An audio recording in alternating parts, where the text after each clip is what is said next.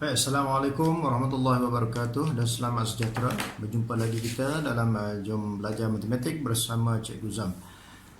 Dan hari ini kita nak masuk tajuk yang baru iaitu ruang, di mana kita akan menentukan perimeter gabungan dua bentuk, gabungan dua bentuk sama ada segi empat sama, segi empat tepat ataupun segitiga.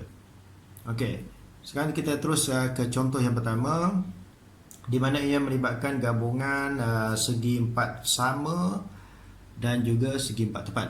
Okey, kita baca dia punya soalan atau pernyataan yang diberi dahulu. Okey, A, B, C, D ialah segi empat sama, A, B, C, D yang ini, dan A, E, F, G, yang ini ialah segi empat tepat.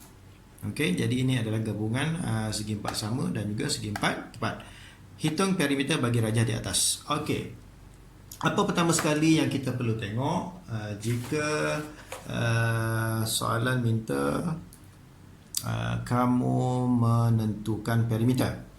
Okey, tolong ingat ya, pertama sekali kita mesti tulis ataupun labelkan sisi yang tidak diberi dia punya ukuran panjangnya. Okey, berpandukan ukuran yang diberi. Okey, kita tengok ya kat sini. Baik, kita tahu A, B, C, D ialah segi empat sama. Jadi kalau segi empat sama sudah tentu sisinya sama panjang. Jadi diberi satu sisi 4. Jadi sudah tentu di sini pun sama 4 cm, di sini pun sama 4 cm. Okey. Baik, yang sini kita biarkan dahulu. Baik, seterusnya yang ini segi empat tepat. Okey, kalau kita tengok di sini 5 cm dan sudah tentu di atasnya pun sama ya. Jadi dia sebab dia selari, jadi panjang sisinya pun sama. Baik. Okey, sekarang ni ada satu lagi sisi yang belum di label. Jadi pastikan kamu tidak ataupun kamu labelkan ke semua sisi yang tidak diberi ya. Okey. Jadi macam mana kita nak tentukan yang ini? Okey, sekarang ni kita sudah tahu dari sini ke sini berapa? Okey, berpandukan yang ini ya. Jadi dari sini ke sini 2 cm. Dan kita tahu panjang keseluruhannya ialah 4 cm. Jadi 4 tolak 2 bersamaan dengan 2 cm. Okey, jadi sekarang sisi mana yang kita perlu tambah? Okey, kalau untuk menentukan perimeter kita kena tambahkan panjang sisi ataupun ukur keliling ya, ukur keliling ataupun kan lebih macam dia punya pagar lah. Okey. Baik, jadi sisi mana kita perlu tambah? Okey, ini yang pertama, yang kedua, 3, 4, 5, 6, 7. Jadi bermaksud ada 7 sisi yang perlu ditambah. Sisi yang bersambung ataupun yang bercantum di sini tidak dikira. Jadi kita pangkas siap-siap. Okey. Jadi sekarang bolehlah kita kira dia punya perimeter. Okey, cikgu letak di bawah dahulu ya. Jadi perimeter kawasan berlorek ataupun perimeter rajah, perimeter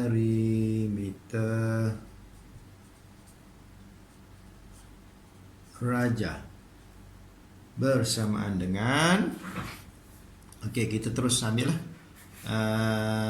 dia punya sisi ya. Pastikan kamu tanda ya, sisi mana yang kita dah pilih tu pastikan kita tanda ya. Okey, jadi kita mula dari sinilah. 4 cm tambah, okey, sudah 4 cm tambah 4 cm tambah 5 cm tambah 2 cm tambah 5 cm dan tambah 2 cm. Apa tujuan kita tanda? Supaya kamu tidak tertinggal walaupun satu sisi yang perlu ditambah. Okey, jadi Kita dah tulis ke semua sisi yang perlu ditambah. Ada semuanya ada 7 ya. 1, 2, 3, 4, 5, 6, 7. Jadi tinggal nak tambah lah. Okey, jadi 4 tambah 4 tambah 4 ataupun 4 darab 3 sama dengan 12. 12 tambah 5 sama dengan 17. Tambah 2, 19. 19 tambah 5, 24. 24 tambah 2, 26 cm. Jadi itulah jawapannya, iaitu 26 cm. Boleh faham ya? Senang saja. Okey, baik. Sekarang kita tengok contoh yang kedua. Okey, pernyataan diberi ialah KLMN. KLMN ialah segi empat tepat. Okey, mohon maaf ya, ada sedikit kesilapan. Dan NOP ialah segitiga bersudut tegak. Okey, jadi hitung perimeter seluruh rajah. Okey, sebagaimana yang cikgu bagi tahu tadi, kamu perlu labelkan sisi yang tidak diberi. Okey, kalau ikutkan di sini sisi yang tidak diberi. Jadi cikgu dah tulis dia punya sisinya. Jadi 7 cm. 7 cm berpandukan yang atas lah. Sebab yang atas 7, jadi bawah pun samalah 7 sebab dia selari. Okey, jadi yang lain semuanya diberi. Yang ini perlu tak? Yang ini tak perlu. Sebab apa? Sebab dia garis yang bertindih antara dua bentuk, yang bercantum antara dua bentuk, kita tak perlu kira ya. Sisi yang bercantum tu kita tak perlu kira. Jadi di sini kita pangkas siap-siap. Okey, jadi sisi yang mana kita perlu tambah? Kesemualah yang sekeliling tu lah. Okey, bermula 1, 2, 3, 4, 5, 6. Jadi ada 6 sisi yang perlu ditambah. Okey, jadi kita tambahkan sekarang. Jadi perimeter seluruh rajah ataupun perimeter rajah bersamaan dengan, kita mula dari mana? Kita mula dari sini lah. Okey. 7 cm tambah 6 cm tambah 5 cm tambah 3 cm tambah 7 cm dan tambah 1 cm. Okey. Untuk kepastian kita kira lagi sekali lah. 1, 2, 3, 4, 5, 6. Jadi semua ada 6, jadi betul lah. Jadi tinggal nak tambahkan saja. Okey, jadi 7 tambah 6 bersama dengan 13. 13 tambah 5, 18. 18 tambah 3, 21. 21 tambah 7, 28. 28 tambah 1, 20. 29 cm. Jadi perimeter seluruh rajah bersama dengan 29 cm. Okey, sekarang mari kita tengok contoh yang ketiga dan juga yang terakhir. Pernyataannya ABCD ialah segi empat sama dan EFG ialah segitiga sama kaki.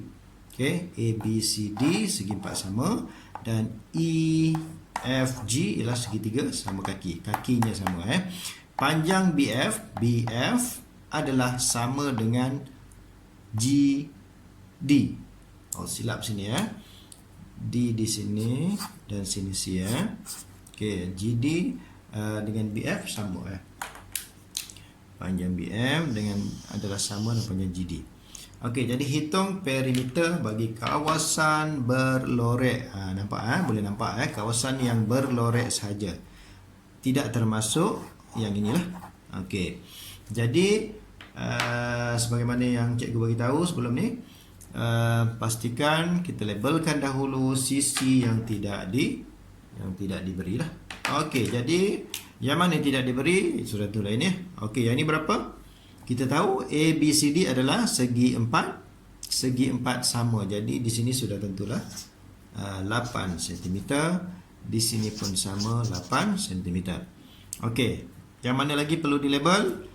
Okey, yang ini sini satu, sini satu. Sini berapa? Dia kata tadi dia bagi tahu panjang BF adalah sama dengan panjang GD. Okey, kita tahu panjang keseluruhan dari sini ke sini ialah 8. Okey, dari sini ke sini diberi 4. Jadi 8 tolak 4 bersama dengan 4. Jadi sudah tentulah di sini bersama dengan berapa? 2. Okey, pandai. Jadi di sini 2. Di sini pun sama 2. Okey.